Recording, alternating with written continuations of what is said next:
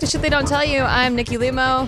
Hello, everybody. My name is Stephen Green. And today we are joined by our amazing guest. I'm so stoked to have you on today. John Kim, you are an author, a therapist. You started as a screenwriter. Yes. I've been following you on Instagram forever. I was just talking about this before we started. For following me. Thank you for having me. Yeah, it just dawned on me that I could ask people that I have only been following but have never met in real life to come on to our show. Because before we were kind of connected in the digital world. So we have like a lot of YouTuber people, actors, musicians, people like that. But almost all of them I've met before. And just recently I'm like, wait, there's so many people I follow that I'm inspired by that I think are really good at speaking on a lot of the topics that we talk about that I just didn't realize that I could reach out and say, hey, want to come on? Yeah. And so doesn't it your platform's much bigger than mine, but when you have someone that reaches out to you that has been following you for a long time, like they're OG, doesn't that mean something? Yeah. Like the fact that you've been following me before I wrote my books, I was like, wow, that's like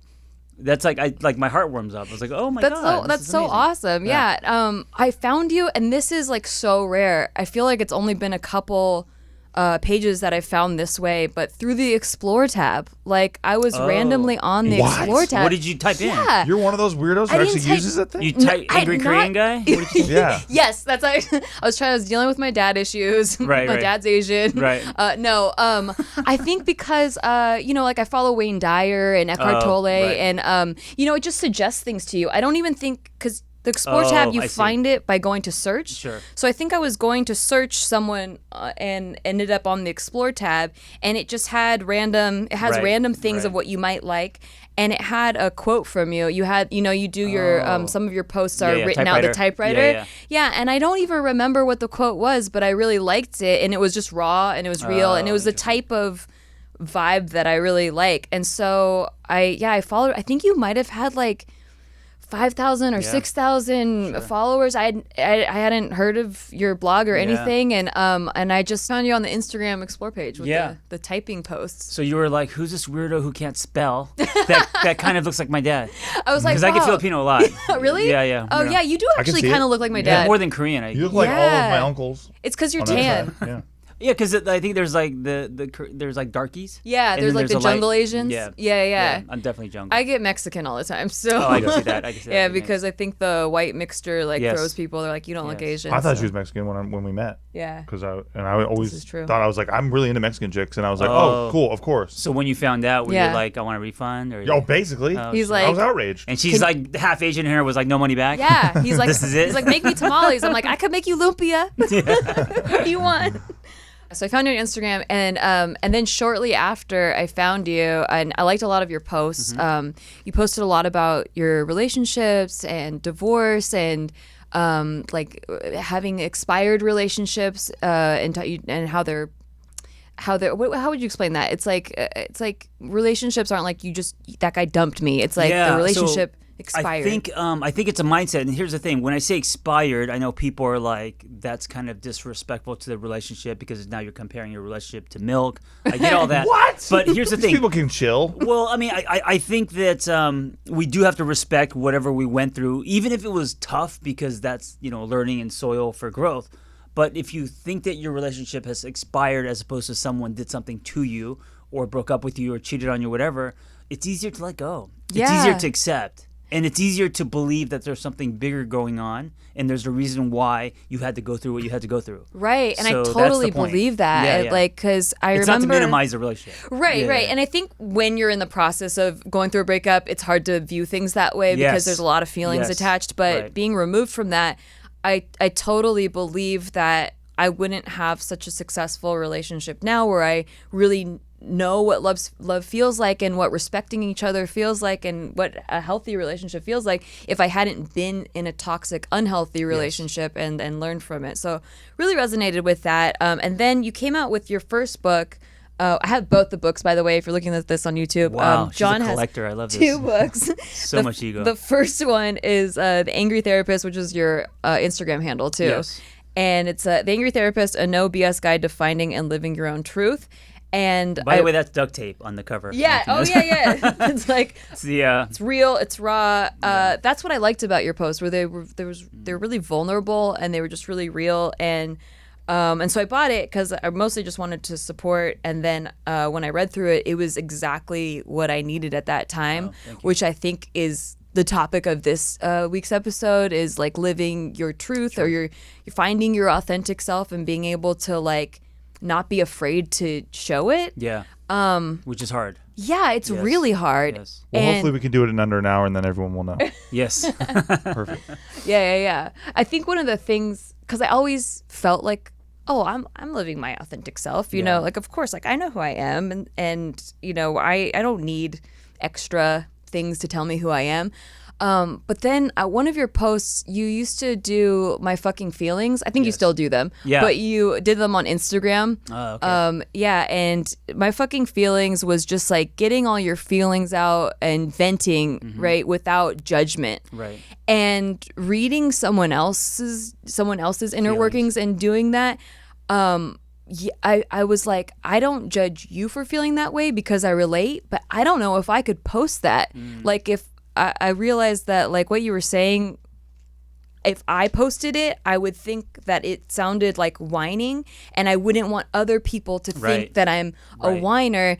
And then that's when I really started to examine the things I was posting. Was it really my truth, or was it because here's what I'll show you that you won't judge me so harshly on? And I love what we're talking about, because especially now with social media, I think there's a lot of people, and I say this often, who exchange their truth for membership. Oh, I like that. So I think whenever we are exchanging our truth for membership, whether it is a blog, Instagram post, or friends, or whatever it is, you're turning invisible. You're graying yourself out, right? Your potency goes down. When I was in my 20s, I grew up in LA, and I was chasing shiny things, and I was always exchanging who I was and my truth to be a part of something bigger. Yeah. And so I was just like a floating leaf. I didn't have a spine. I didn't have, and so it wasn't until my divorce and starting all over and starting a blog and doing all that where I started to not do that anymore. And that was kind of the beginning of this practice of what you're talking about, being authentic. And it is a practice, right? It's not a light switch. Like, no. I think it's hard some days. I think some days it's easier. It depends. But I think social media is a great tool to practice that. Totally. With the right intention, and see what happens and how you feel about that. Yeah, because you can open up and really be real. Yes. And then the people that resonate with it, and I've gotten so much more people that resonate with it than that don't, that are judgy. Right. And I guess it was just my own fear of like, those were the things I didn't like about myself, so why would I show them to the world? Yeah, and I think if everyone likes you, no one likes you. Yeah. I totally agree with that. And then, I'm very disliked. But I at least get to always say what I like, what I think about things. Yes. Yeah, you've been really bold in that way. I always admired that about you. Well, thank you. Remember when you made that video and you cried? No. Were those real tears or crocodile? Yeah, no, he really. I was faking it, man. His relationship expired, and you were really vulnerable. Okay, before that. This is before he met you? We knew each other. We were friends, right. But it was before we got together. And if you like a little bit of his background, he's a troll, like an internet troll. He's a prankster. He's a comedian. Almost all of his videos are satire. So people tend to view him as like this guy an asshole. Right. So then when you cried, you just like sliced through all that and just like, I'm human. Yeah. But nice. I did this thing on my channel called Tough Talk, and I just tried to always say what I thought about things, whatever they were, and then half the time I'm doing satire too. But it just, this was a moment where I was driving in to do the show, and I had just gotten dumped, and I just launched like from the exactly as I was feeling. And then afterward, I was like, I'm going to post it because that's exactly how I feel. And I feel like people deserve the truth. And I've only said that I'm telling you my tough talk, my truth here. So I'm going to be like, hey, we can't put this up because I look like a pussy in it or whatever. Right. So yeah, we put it up. What was the feedback from those tears? That I'm a pussy. Oh. I'm a real big bitch. No, so many people related to that. Big blubbering bitch. Well, you attracted one here. Right. Yeah. So a lot of people were like, I still get messages about that to this day where they're like, hey, this really helped me because I'm going through this thing, and it's nice to know that you came out the other end, because I came out the other end quick. Yeah. I was with this chick like in a week Yeah. of that happened. Yeah. I'm not even It kidding. was 2 weeks. Yeah, right. It was like 9 okay. days or some shit. It was like, it was crazy. But that video, I definitely watched it and cried, and then I reached out to you and I was like, that was so bold and honest of you to post, because I never would have expected that from him. Right. Yeah. Just knowing him as like a friend. It humanizes you. Yeah. Yeah. It's, I mean, goes back to vulnerability, showing yourself, all of that stuff, transparency. Yeah, which is your newest book, I Used to Be a Miserable Fuck. Yes. Is and don't let the title throw you, because it's more aimed, it's towards men, but I think women can relate too, or at least you can learn to help other men also. Yeah. But I actually, so I didn't want to call it that, the title. Oh, yeah? Publisher So picked it for you? Yeah, they picked it. because of the success of the Mark books. Well, I didn't want to jump on the fuck train, and I I was knew it. like, no, I don't I've want been to call calling it this for yeah. you for a you're couple absolutely weeks. right. And I was Yep. like, no, I don't want to call it that. I don't want to jump. And then I sat with it for a while, and I was like, where's that resistance coming from? And I realized I didn't want to call it that because I was embarrassed to announce that I was once miserable, especially as a therapist and all that. And I was like, I don't want to tell people that I used to be miserable. And then I thought, okay, well, then I have to call it that. nice. So then I embraced it. Yeah, So That's there was great. resistance, and then I was like, you know what, it is what it is. And it not is all my what it books are is. going to have the F word in it, obviously. But, Yeah. but I was like, all right, this one, that'll be it. But he, like, originally, like, even with this one, like a no BS guy, like, this was even before the Man, that's old school. the fuck train. The fuck Yeah, train oh is- yeah, that was. is Yeah. chewing though. I mean, that's like me in my underwear in my kitchen typing. Yeah. I mean, that's like that's old school. Wow, we feel intimate there then. Yeah, for sure. Hence the duct tape and all that. Yeah, but so your newest book though, it has to do with vulnerability and men and Yes. like redefining what being a man Yeah. is. Yeah.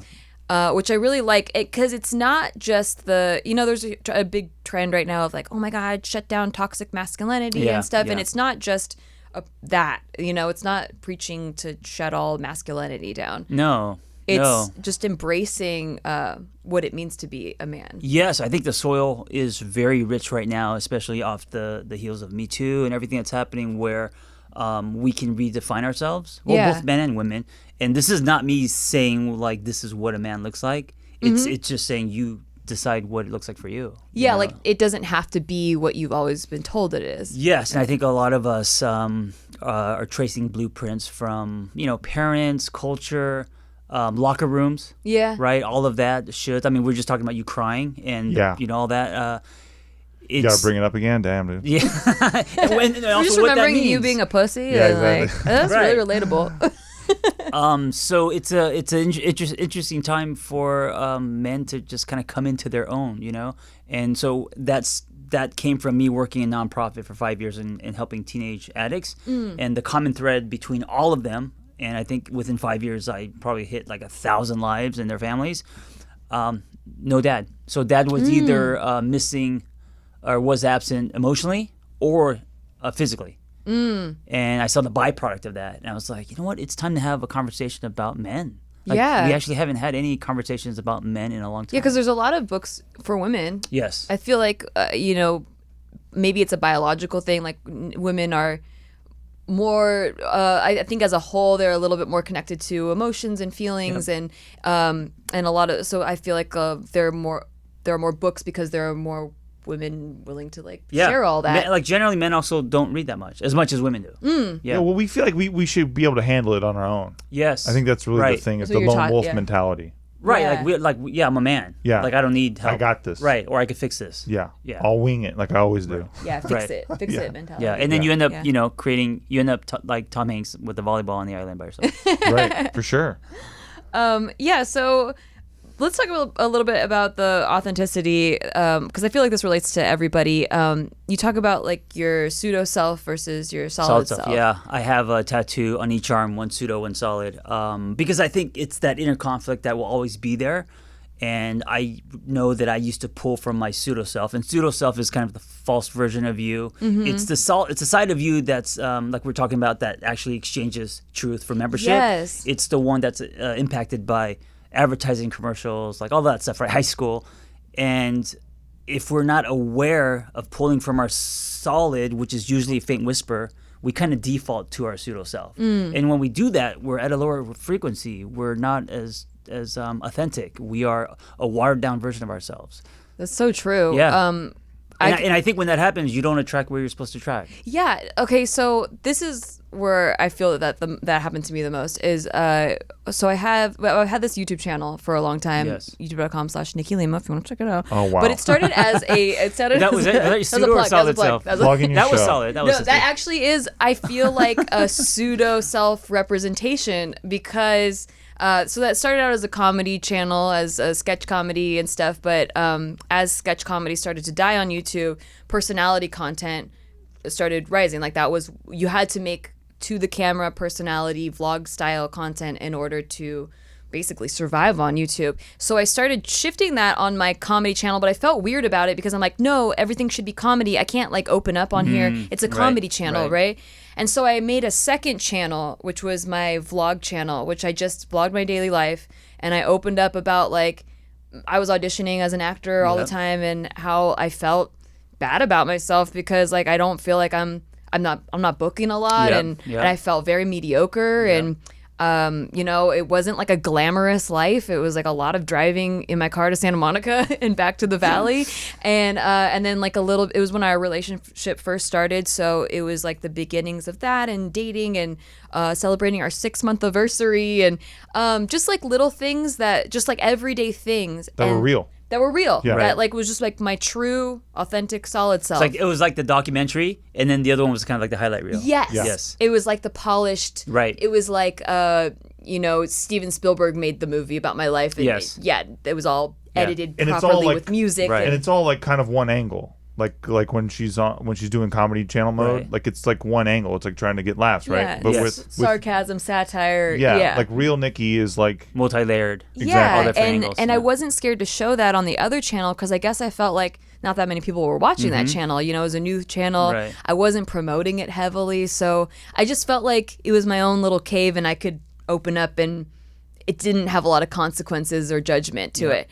That channel started taking off way more than my comedy channel, and I thought, well, if I combine them, then then it will just, you know, explode. But what I found was after I merged them, I started making the vlogs less authentic, and they were more. I still wanted to appeal to that comedy audience. I was still trading truth for membership in that comedy world because I didn't want to be discredited as a comedian or as an actor by showing like my, you know, real side or my true side. That's since been changed. That was years and years ago. That was in like 2015. But I realized I was doing that a lot, and it was really hard to not do that. Yeah. So what a great example of this pseudo versus solid. And right now we're talking about YouTube channels, but you could actually apply it to anything. You could apply it to relationships. You could apply it to you know, friendships, anything. Yeah, like if you're being a certain way around certain friends and then you're a different way around others. Yes. I've seen a lot of that. Yeah. Like people playing to certain people because they're intimidated by them or they want their approval really badly. But then when they're at home with their family, they're just themselves and they feel comfortable. Yes. Yeah. Or the opposite. And especially like for me, I didn't have a solid group of friends growing up. Like I always felt like kind of an outcast in the friend group. So like they would go hang out without me. And I just learned to like maybe just not have friends and keep to myself. Right. And so whenever I do find a friend group that I click with, I do get really insecure that they're not going to want to be my friend for very much longer. So I feel like I subconsciously, not consciously, but subconsciously will only try to show them the parts I think they like about me. Yeah. Instead of like the whole thing. Where I get my leverage is I don't even make it about me, meaning I think that we as humans and people who have gifts that we're supposed to share with the world, like you guys, if you're not in your solid self, you're doing a disservice to the world because your gifts aren't shining. That's it's like you're showing a fake gift. Which like is it's lukewarm. Yeah. Right? And I think the people who have it doesn't matter if you're a comedian, actor, or whatever, any kind of artist. I think about people like Bruce Lee, Bukowski, Quentin Tarantino, people who have really strong voices. Like imagine if they just pulled from what they thought they should be. Yeah. They would be like so invisible, you know, but they're so distinct. And you know what? It doesn't matter if people hate you or love you. Your imprint is so deep because you are extremely in your solid self. What about people who feel like they don't know who they are, like at all, even in their quote, solid self? And that's fair. I think it's a journey. I think it's discovering And I don't think it's a constant. So it's Yeah. not like I'm not here saying that because I went through my rebirth, I'm solid 100% of the time, because that's not true. I'm human. I'm just aware of it, and I try to be more solid than pseudo. And, when you go to sleep at night, this is how you build a sense of worth.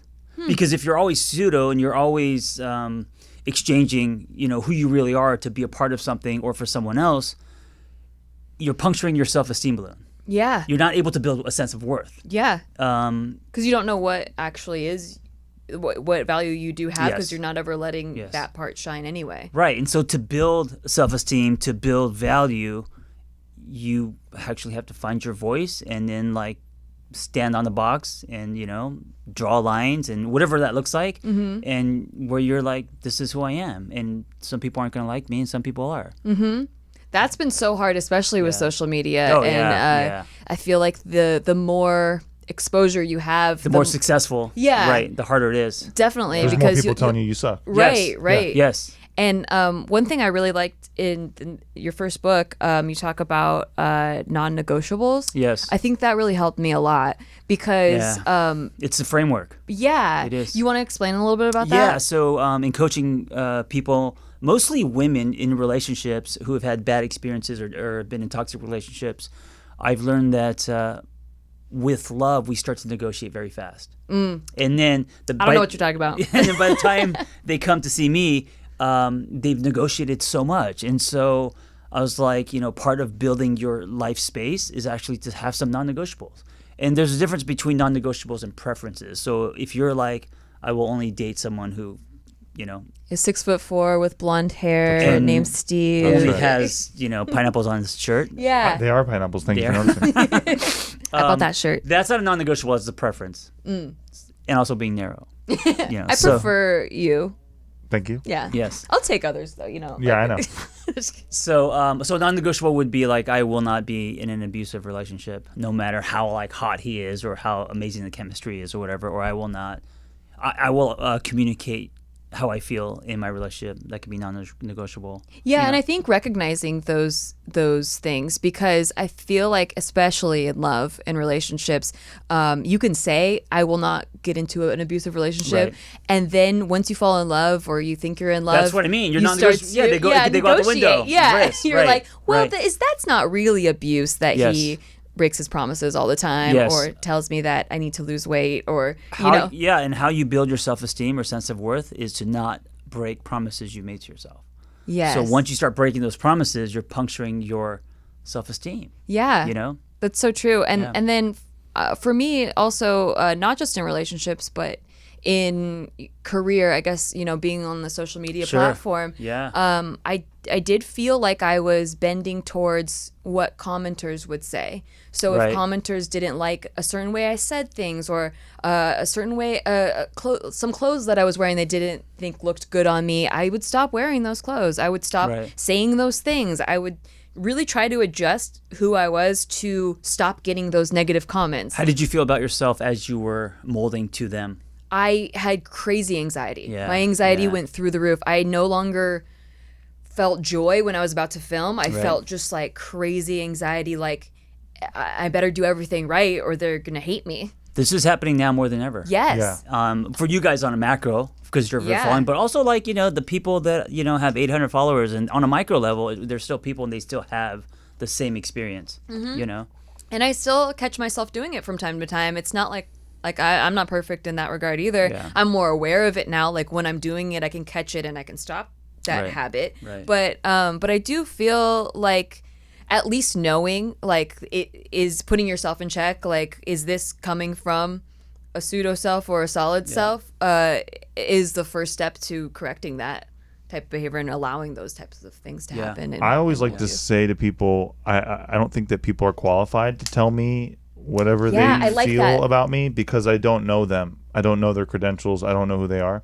Like, it's like I'm also a screenwriter, right? So if I write something and then my dad tells me that he doesn't like it, I don't think that he's ever written a screenplay before. Right. So it's like, and that's maybe not the best example because people can like or not like stories, but like if he's giving me a structure note on it, I'm like, this isn't going to be beneficial to me in any way. So when I feel like people watch you on a YouTube video or at your school, or they don't like you, or they tell you something about yourself, they're not qualified to tell you that because you don't know, they don't have any credentials. Yeah. That's very true. I think because when you're reading comments, you're reading them in your own voice. Like, at least for me, this is my theory, is that I'm reading it in my voice. So I'm valuing that person's opinion on the same level as myself or someone I know, because it's coming from my voice in my head. I see. And those things can really like weigh on you, because then you start to develop a false belief about yourself. Yes. And Yes. then when you start buying into those beliefs is where I think the self-worth and self-esteem You start crumbling. Yes. Yeah. And I noticed that that was what was happening to me. I just felt like I couldn't do anything right. I felt like I didn't know how to say the right things anymore. I felt like, I wasn't funny anymore, and it was just not fun. I love that you're talking about this. Yeah. Because like as you're talking about this, you're actually being solid and showing yourself. Oh, yeah. Yeah. Thank you. Which is probably why so many people follow your stuff. I really feel like this podcast has helped that a lot, because there really wasn't a format before, because YouTube is very short form. Yeah. And so it didn't feel like I could just talk and just have a conversation. Have a conversation. Yeah. Right. Without having to quote unquote perform. Yes, exactly. Yeah. Whereas here it's unedited. There's something intimate about a podcast. There's something intimate about someone just talking in your ear. Yeah. You feel like you're part of the conversation. Yes. Well, and a lot of people who didn't like me before because I always troll and everything, they listen to this show and then they're like, oh, he's like an actual three-dimensional person. Right. Yeah. So they can kind of get a feel for how I actually am. Yeah. And not just my troll side. Yeah. True. But my troll side's my fun side, man. Sure. Like There's nothing wrong with your troll side. But I am that person. You know what I'm saying? But it's still part of you. It's still part of It's you. not like that's a And- fake part of you. And it wasn't until recently that we took some test or something, and I realized I'm an ENTJ debater or some shit. Yeah. I can't wait to try to poke holes in things because I genuinely love that. Like, it's fun for me to do, and it's like a little bit mischievous to cause chaos. It is. And I just fucking love it. And that's all. That's really all it is. It's not even me being inauthentic or I'm covering up something with jokes or anything. I really am having fun doing it. Right. Well, I think I've heard you talk about this before, is like it's kind of a reunion with your Connection with self. Yeah, it's a connection to the yeah. things that you used to have fun with as like a kid. Yeah. You probably used to have fun Absolutely. doing All the things time. like that. Yeah, and so this is like the adult version of you rekindling that. Yeah, and it doesn't mean to be a kid. Yeah. It doesn't mean to be immature.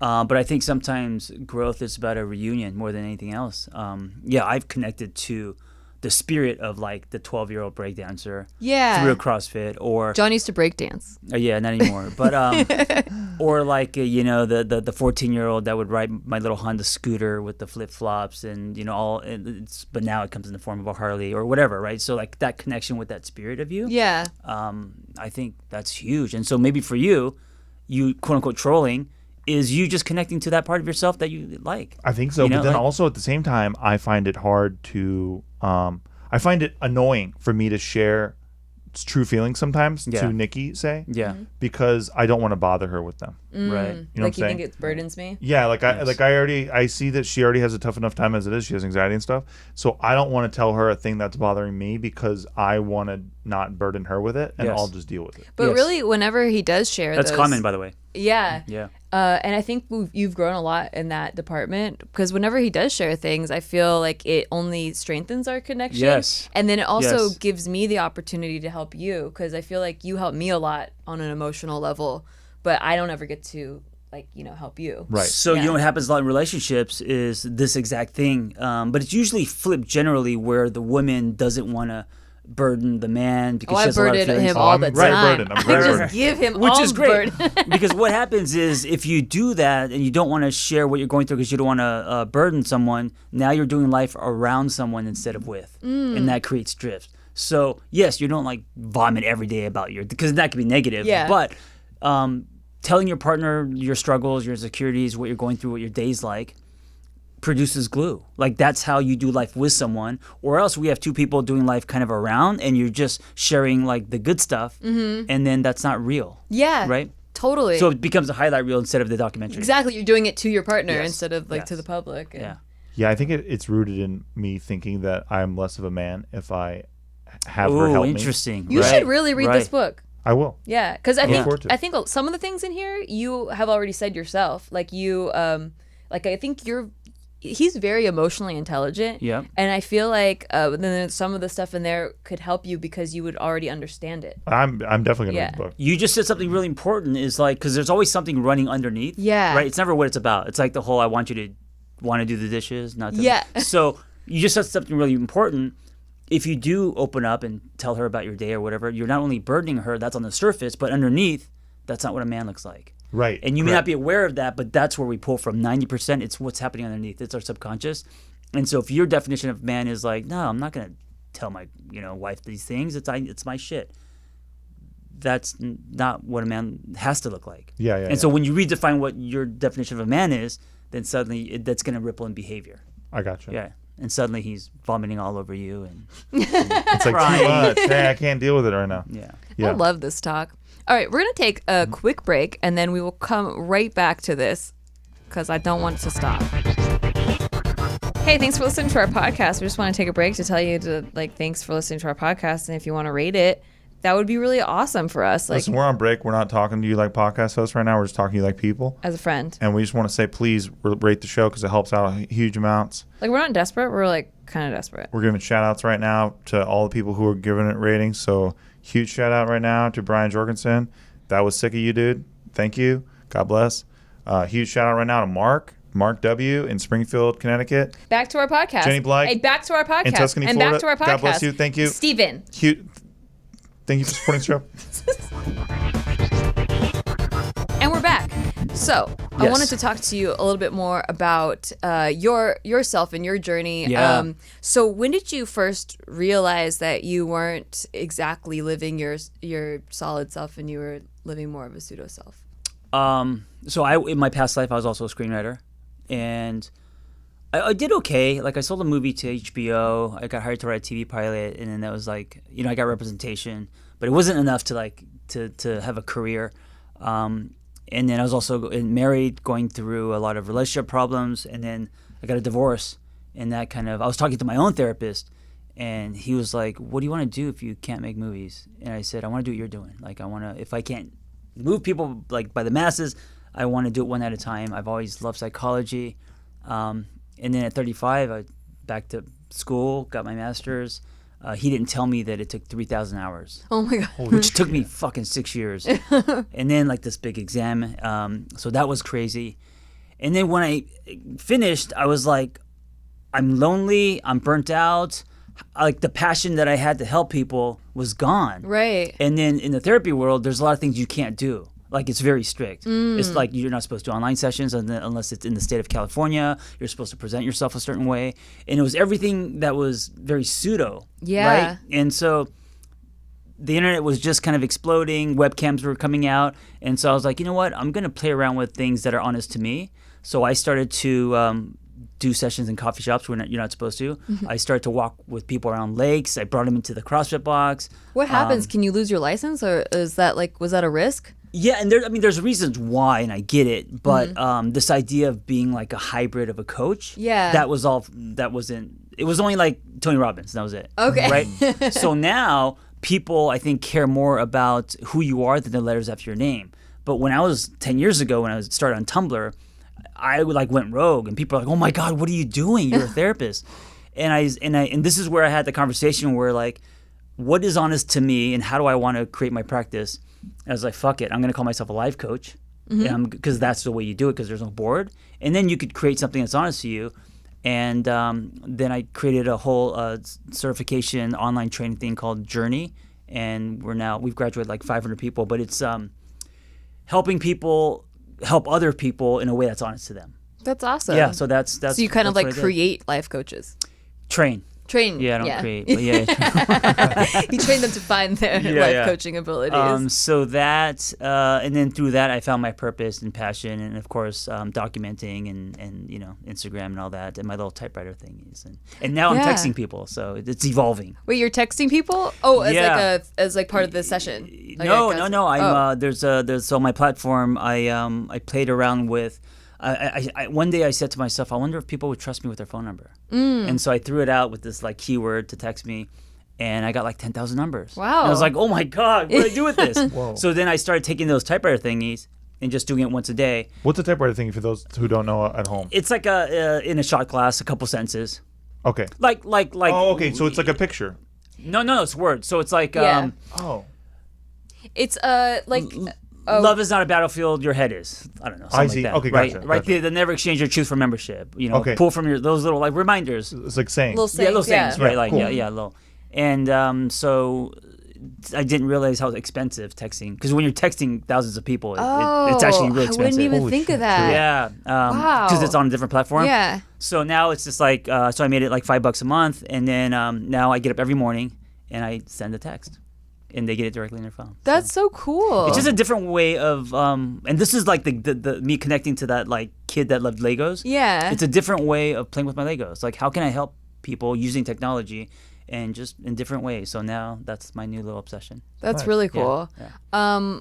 Can you talk a little bit about because you came from, you were born in Korea? Yeah. Yeah, you were born in Korea. Came here when I was 3. So you're, are you considered immigrant or first generation?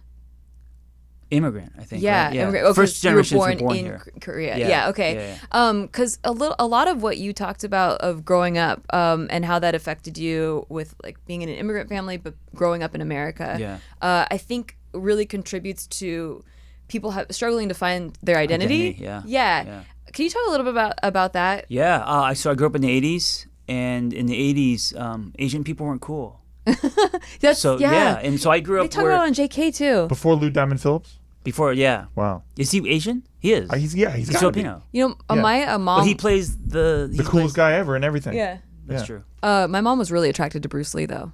Oh. Like she was. Bruce Lee got yeah. Yeah. He was pretty cool. I think he's a stud. Yeah. He was a stud.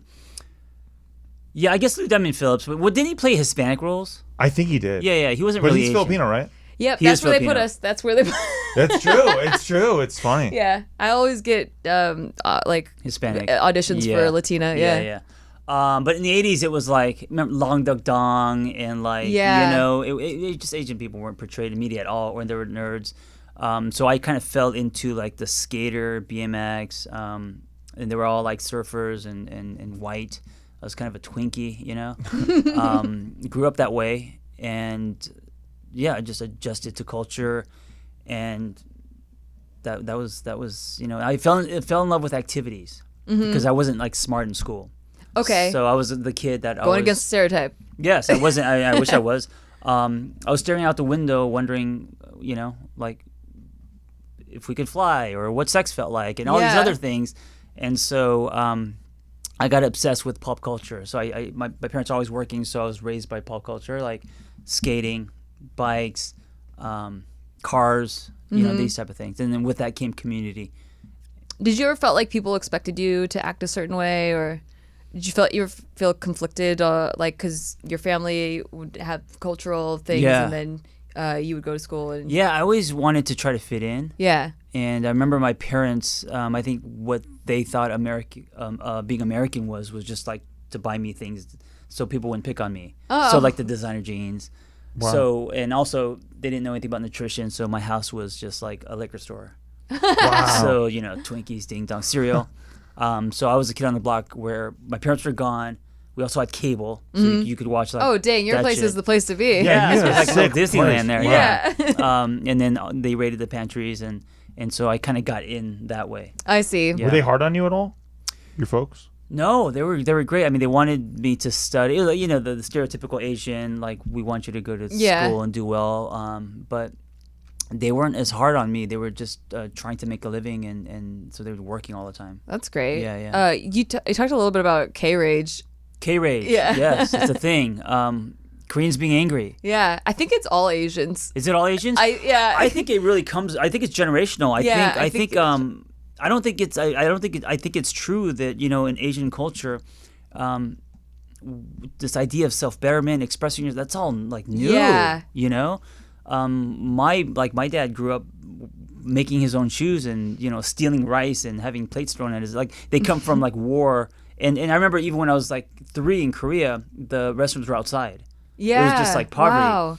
So they have a lot to be angry about. Like Right. they're not expressing themselves. Yeah, you know? it's like it was kind of a survival mode. Yeah. Yeah, so Yeah, it's why all would fight or you flight. you can't be vulnerable and let yourself open to emotions if you're Yeah. trying to like survive. Yeah, and I think so for me, I mean, my generation, we grew up with parents who were culturally like just didn't have that speed bump where you are responding instead of reacting. Yeah. And so there's a lot of, emotion, anger, all of that stuff. Just, Yeah. Just vibrant. Because my dad, so this is why I was like, it's all Asians. It's probably not all Asians. If you're Asian out there and you're like, I came from a great, loving household. Right. Like it's not everyone. Okay, No, but but we're also, just but making- Hispanic, Yeah. Italian, like Yeah, this yeah. hot-tempered thing. It's Oh, dude, machismo. my dad's in the military. I fucking experienced a lot of that. Yeah, What she's talking about. Yeah, the military also as well. Exactly. Where anytime where you had to like stifle your emotions Yes, for the yes. better of everyone else. Because we're pressure cookers. Yes. And that is going to come out somewhere. Exactly. Right. So then people are throwing chairs.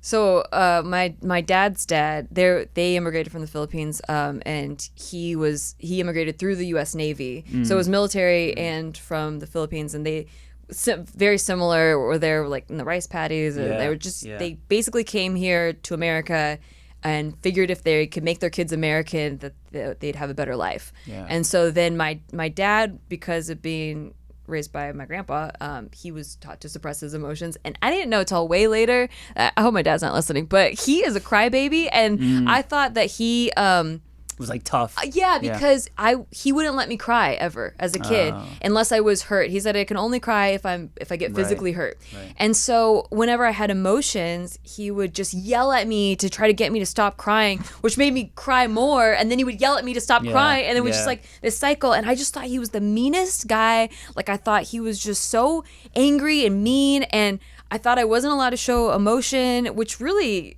was not good as an actor to have like suppressed emotions. But I was as a human being. Yeah. But I realized how suppressed they had gotten when I tried to go professional with acting, and I was like having a hard time, even though all my life I've been emotional and a crying person. But then I found out later that it was because my dad was actually really sensitive, and he was the emotional one that would get either beat up by his siblings for being emotional, or like yelled at by his dad, or all kinds of stuff to try to take away emotion. So he was just passing along like what he knew. Right. That's all he knew. Yeah. What's really cool is that our generation, we could actually break that pattern. Yes. Yeah. And I think he's come around to it a lot more now. Yeah. Like, because a couple years ago, it was like 2020, not a couple years ago, it was almost a decade ago, but we were going on a trip to New York, and it was just me and him, and I was really worried because we had kind of like that high tension relationship, because both of us are control freaks, and both of us are kind of emotional, and he gets angry and I just cry. Right. And so I was a little worried about it, but I found this grounding since I had not lived with him for a while, that when we came home from the airport, he started getting really angry at me for not knowing the directions to get back to my house, because I was trying to pull it up on my phone on the GPS, but the GPS wasn't loading fast enough. He was like, do I turn here? Do I go? Where do I go?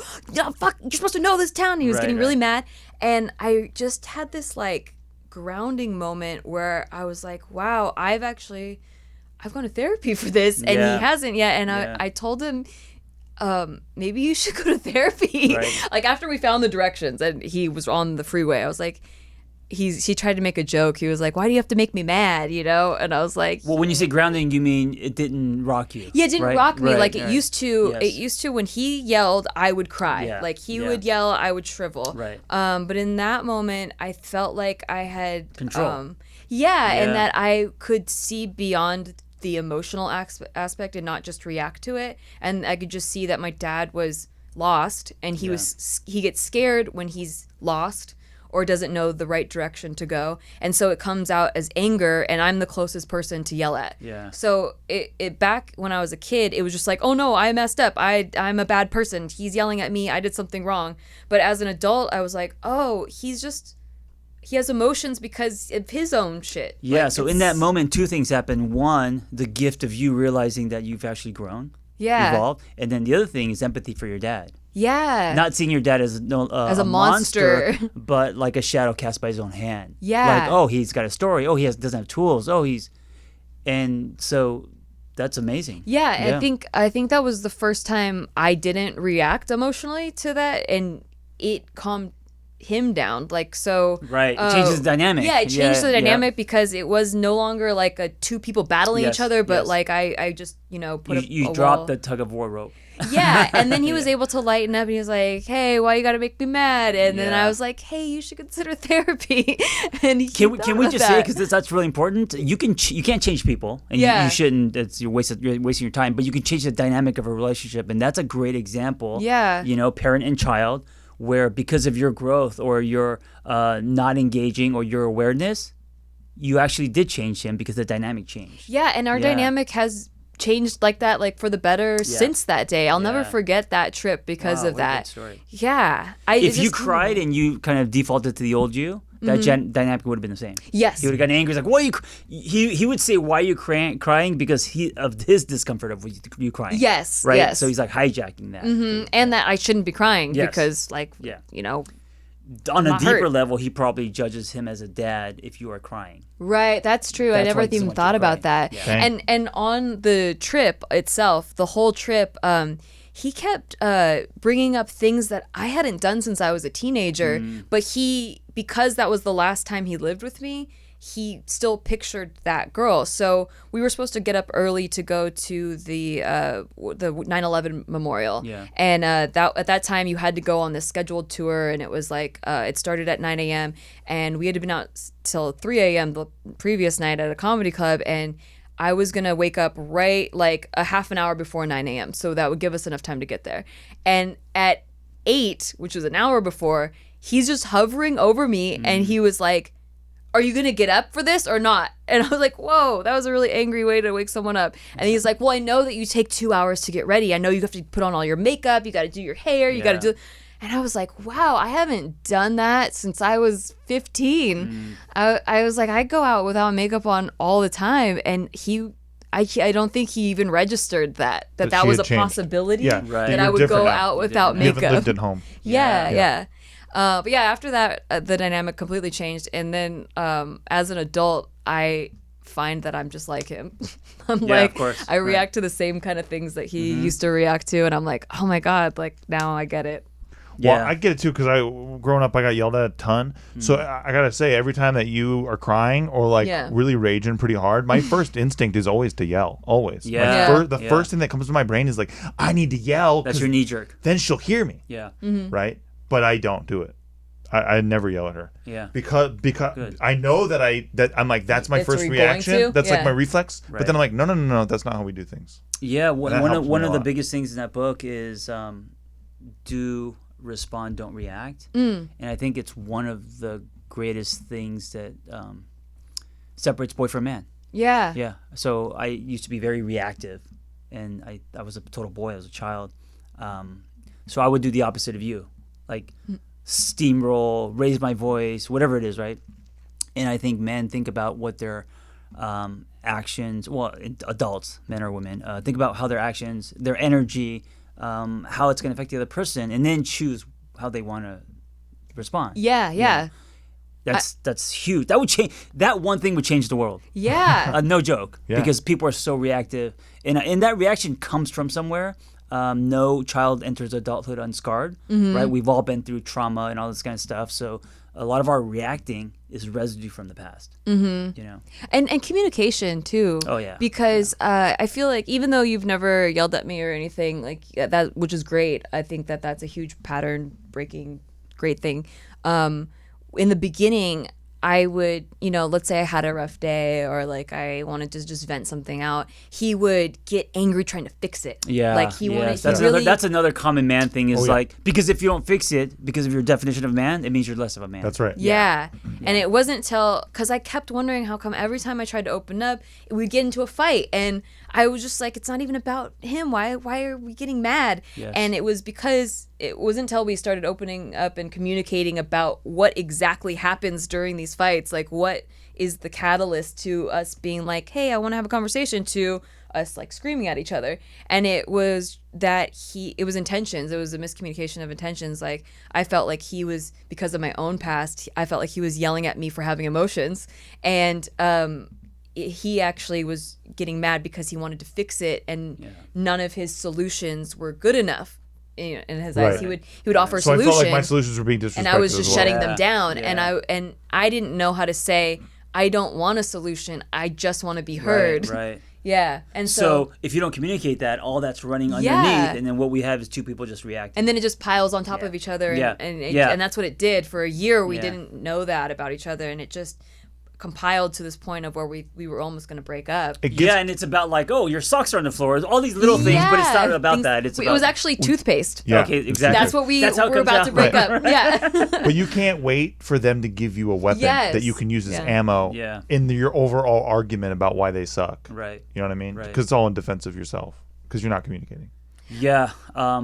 Any man listening to this, try. You don't have to fix everything. Yeah. I mean, sometimes people just want to be heard or validated, and that's enough. Like that's everything. And just be there with them and be empathetic. And it's okay to be like, man, I'm sorry you're going through that. Yeah. I hear you, with the period. That's what I wanted. And I didn't know how to communicate that. It was just that his response wasn't what I wanted, and I didn't know why. Right. I just wanted him to like hug me and be like, oh, that really sucks, but it's okay. Yes. I will say I do that pretty good. And he does pretty that good now. really well Pretty now, expert at that. But Are you still beating her or no? absolutely not.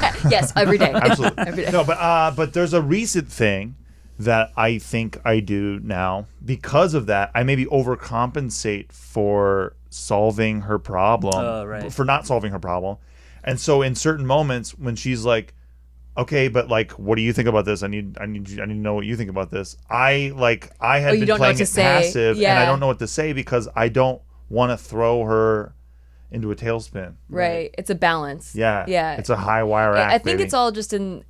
But then you say that intention. I don't want. Yeah, I don't want you to go into a tailspin. Yeah. I do. Yeah. How can I help? Like, and I think the most helpful way is like when you just don't present it as a like, well, what you need to do is this, Right. and like, why haven't you been doing this? Like things like that make me feel like I fucked it up already. It's too late. But things that are like, well, maybe we could try doing that. Like if it's more suggestive and less demanding, those are the times that have been like the best. Yeah. Where I'm like, oh, I didn't think of that. You know what people don't ask is, how can I love you today? How can I help you today? He does. I do. No, that's great. He's really good at Yes, that. especially I men. wake up in the morning. That's the I first never thing I say asked that. to That's myself. amazing. Oh my god. I need to do how that can I more. show her I love her today? Yeah. Yeah. Wow. You actually ask her that? And Yeah. not yourself? I ask myself that. How can I show her that I love her today? Because I have to show her Right. that I love her. I can't just. I mean, I do tell her that too every Yeah. morning. But it's about showing too. For What her. a That's her love language. what a man. Yeah, next he's to you. amazing. Oh, That's thank you. amazing. I yeah. know. I need to do that more. I was crying in a video though. That's pretty pussy. Yeah, what we a got pussy. that. Yeah. It's a compromise. But yeah, I think that it does two things. One, you're actually asking your partner how they want to be loved. Yeah. You know? And then two, you're being vulnerable. Yeah. You know? So like, again, going back to communication, people don't ask questions like that. They just assume and try to fix and also try to expect. It's a lot of assumptions and a lot of being in your head. Yeah. Instead of like being down with the person. And kind of like pulling from your own issues. Yes. It's like it's you're projecting Yes. something that's not even happening onto whatever they said or did. And then cognitive distortions and all of that, you know. And then if you have false beliefs where you feel like you're not good enough, pretty enough, smart enough, tall enough, whatever, all that shit comes up, and then now you are reacting. And it's like confirming that all the beliefs were true. Yeah. And none of that is true. No. But it's all this in your head. Yeah. It's like your head's a lawyer building a case for why you suck. Oh, and God. then taking Everyone all the pieces struggles as with that. evidence. Yeah. Yes. The most dangerous place to be is in your head. Yes. I have a question for you. Yes. That we can take off the air if you don't want to answer it in the mic. Okay. Yeah. But I have always wanted to know this from like a psychologist or like a life coach. What's the last thing? Because you're married again, right? Or No, I'm not married. Or you have I'm in a relationship. You're in a relationship? Yeah, not married. What's the last thing that you guys argued about? Like, what do you get into arguments about? Because you're like, you should have all the answers. That's your but stereotype. You know what I'm saying? You know, it's like Phil Jackson can take the Lakers to the playoffs, but he can't throw free throws like Kobe. Oh, I love that Right. analogy. That's awesome. Yeah. It's like I have my I can be reactive and I have all my insecurities and I have a story and all that. So everything that everyone else argues about, Okay. you know, everything. It's so any therapist or relationship coach who presents him or herself in a way where like my relationship's perfect, like I think that's a huge red flag. Totally. I would lose trust. Yeah. But if I come to you and say, you know, I think I could help you and I could help you process, and then, but also I'm human. I've also been divorced.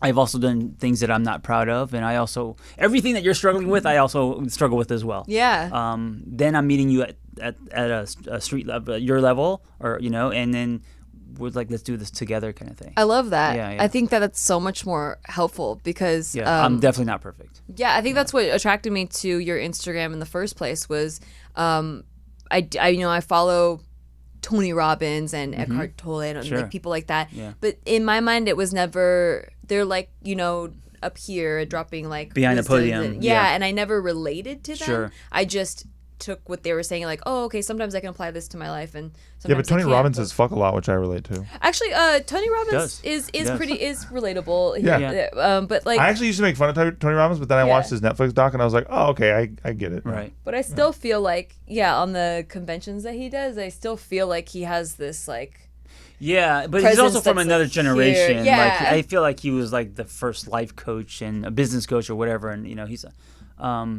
But I think the Instagram generation, the generation of influencers, we're interested in transparency. yeah. We're not interested in you being behind a podium or holding a megaphone. We're interested in you being one of us. And I think they can spot that a lot Instantly. faster. Yeah. So what would you give with identity and purpose? Like, because purpose has a lot to do with identity and all Yeah. that stuff. Yeah. What advice would you give to somebody that doesn't feel like they know their purpose or? Yeah. Well, the first thing is I think we have many Yeah. throughout our lifetime. I agree. Yeah, you know, this idea of like you have to find your purpose. That puts so much pressure, you know. And I know when I was lost, if that's all I was hearing from whether it's my parents or the world, I'd feel like because I don't have one, I'm defective. You know. Yeah. And the thing is that I think we have many. Yeah. You know, and when I was screenwriting, that was my purpose, right? And also today as a author. My screenwriting and stuff that I've learned in that world shows in this. Totally. Like I write vertically, I do other things. So I think purposes like dominoes all kind of like it's all one flow of life. Yeah. So that's the first thing is that we have many purposes and they change as we change. And I the word passion also because it's just become a T-shirt and like quit your job and do what you're passionate about. That's and Yeah. I get Yes. that. I did that, right? But I think what trumps passion is curiosity. So I love this idea of being curious. You Yes. know? So the moment for me was 10 years ago.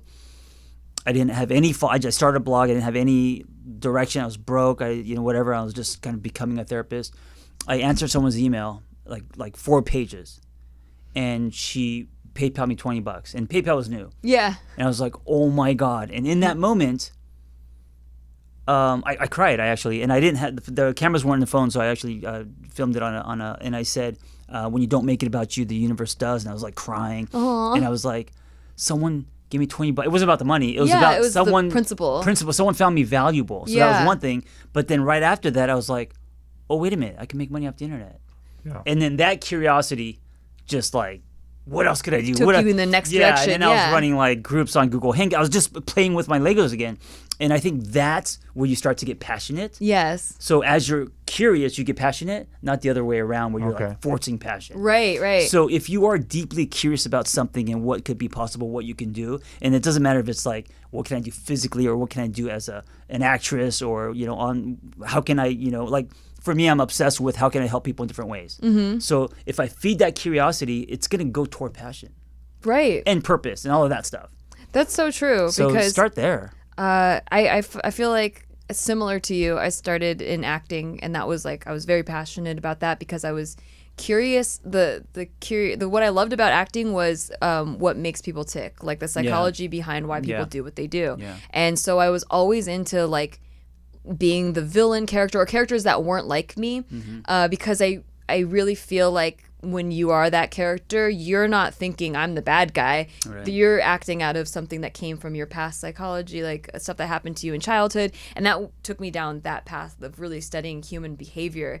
And I feel like, this, 10 years later, coming to like this podcast is all about human behavior and what makes people do what they do, and why we didn't learn certain things, and because we were going off of old models and all kinds of stuff like that. So I totally get that. And I also think that there's certain things that I've done out of curiosity that then became a job, and then it killed the passion and curiosity from But it. also in relationships, when you stop being curious about your partner, Oh yeah, right, the passion dies. Yeah. Like even sex, Yes. like get curious about everything. Yeah. Mindfulness, and when I'm talking about what would this feel like? And See, sex in public. Come on, get on She board. wants to Curious fuck in about public. that shit. Get Oh my God. curious, be a man. man. Hey, dude, I need the bathroom to smell like decent, or it takes me right out of it, bro. Oh, I can't do it in the What public if I bathroom. propose I wouldn't do it it? in She public. wants to do. That's what I'm saying. Hey, it doesn't have to be a public bathroom. It could be like at the beach. It could be at the park. I'm giving you wow. options. Sure. But I Those are just better. like something like on a whim where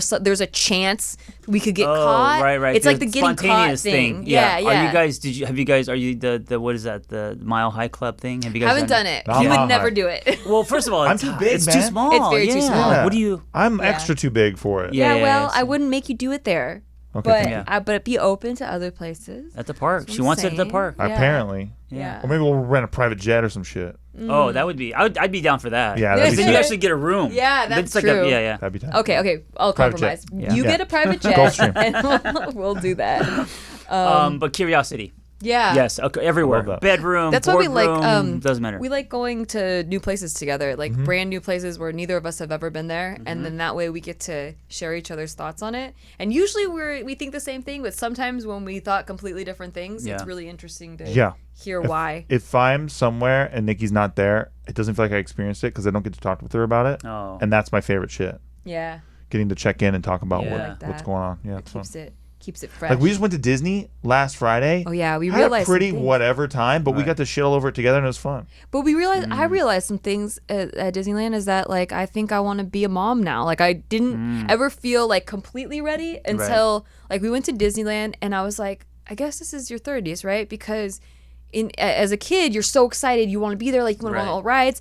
In your 20s, you're like, oh, I don't have to be with my parents, and like Right. all these rides, I could just go wherever I want. It's cool, and then in your 30s, you're kind of like, I've been here so many times, like I'm not even into this anymore. Yeah, and even Right. when you're in a new land, aka Star Wars land, sucks complete ass. Yeah. Oh, does it? It Yeah. looks amazing on the advertisement, but it's horrible. I was- Here's It the looks like thing. Legos. No, here's the it thing. looks great, but Yeah. it's, But I never seen it before. Right. Like at least the Harry Potter fans, they all get to walk through Hogwarts and all shit that they've seen in the movies. Yeah. This is a new land. Congratulations. No one's ever been here before. You get to experience it for the first time. But you're like, everyone's only taking pictures of the Millennium Falcon. Nobody gives a shit about everything else because Yeah. they've never seen it in a movie before. Oh, Yeah. it's not from the it's movie. a No. different Oh. it's a different planet. What the hell were they thinking? That's cheating. Yeah. Right. That's like, That doesn't make any sense. That's like, hey, guess what? Seinfeld fans, we're opening a Seinfeld theme park, but it's not Jerry's apartment you're going to be walking through. Right. It's Jerry's neighbor Fred, who was never on the show. Yeah, You get to yeah. walk through Fred's apartment, and then maybe in the very back of the apartment, you'll see a door, and it says Jerry's apartment number, and you can walk up to the door, and you could look at the door, but you doesn't can't go in. That's how fucking Star Wars Land Oh, is. It's God, a joke. that's horrible. Yeah. That's Everyone horrible. walks immediately up to the Millennium Falcon, and then like, well, okay. Yeah, but that's why on all the ads it's just a million Falcons. Yeah, Exactly. that's so true. Exactly. They got nothing else. Yeah. They got poor Chewbacca walking around 113 degrees in a freaking God. costume, going trying to make it look like Star Wars, but it ain't Star Wars. Yeah. Yeah. Well, if we had a kid, I think I would relive that through them. True. I think that like it's all brand new to them, and Right. I'm like, that's when you're like, I need a kid for things to be cool again. Because like same thing at Christmas time, I was like, why is this so boring? Like usually Christmas is like, oh my God, it's Christmas. Yeah. But I was so bored because I'm an adult now with no kids. I actually had a Yeah. great time because I had kidney stones and I was on Percocet the whole time. So Oh, but Christmas God. was Kidney fucking stones. lit, That dude. is horrible.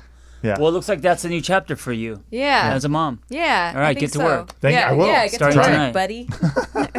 Well, thank you so much for being Yeah, on today. I thank feel you like I guys for could having talk me. to you forever Yeah, you're about awesome, man. I anything. appreciate it.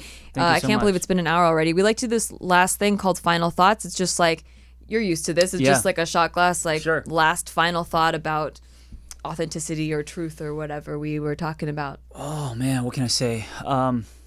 Trust your story. It's the most valuable thing you will ever own, because most people want to rip out chapters. And I think there's a tipping point where you not only trust your story, but you start to accept and embrace it, where it becomes bigger than you. Do you know what I'm saying? Yeah. And then it's not even about. That's where you're like, oh my God, my story is actually powerful. We didn't even get to the through you. Yeah, we didn't get to that. Yeah. Like, but that's you gotta just get the books. Get the okay. book, yeah. I'll leave a link in the description. Definitely order the books. But it's just so cool. Thank you. Yeah. My final thought is that, John Kim, someday I hope I see a TMZ video of you screaming at your lady outside of a cheesecake factory, and you're like, "Well, I don't give a fuck." Yes. And I'll be like, "He is a real guy. Hell yeah." Yeah. That's my final thought. Yeah. That's your final thought? Absolutely. Awesome. For me, and I don't know, people are all different, but for me personally, I think the biggest transformation into living a truthful self for me was defining who I know I am, and if someone else has a different opinion, just letting them be wrong. Like letting people be wrong about me. Right. Because before, I always operated from a defensive place where it's like, they got to understand me. They don't know me. Like, I need to prove that I'm not what they think. But you know what? It's just okay for people to be wrong about you. You know what helps me a lot is what someone thinks about you is none of your business. Yeah. I like that. Yeah, I like that too. Okay. As long as the people that I love me, I'm chill with other people who I don't know not liking me. Yeah. That's my Your real final circle. thought. Yeah. Absolutely. All right. Well, thank you so much for listening. Be sure to go to iTunes or rate us 5 stars. It really helps us out a lot. Also, go check out John Kim, the Angry Therapist, on Instagram. Check out his books. They're all amazing. And follow us on. You can follow us on Instagram too, where they don't tell you. And please rate us. It helps a lot. We really appreciate it. I already said that. I know, but I just wanted to hit it again. Well, like we're advertising. yeah. Well, and you could check us out on Patreon too. Yeah, that's a fun place. Patreon.com/Sticky. Hit it again tonight because she wants a baby. Yeah, Hell yes. yeah. I'll see you next time. Bye. Bye.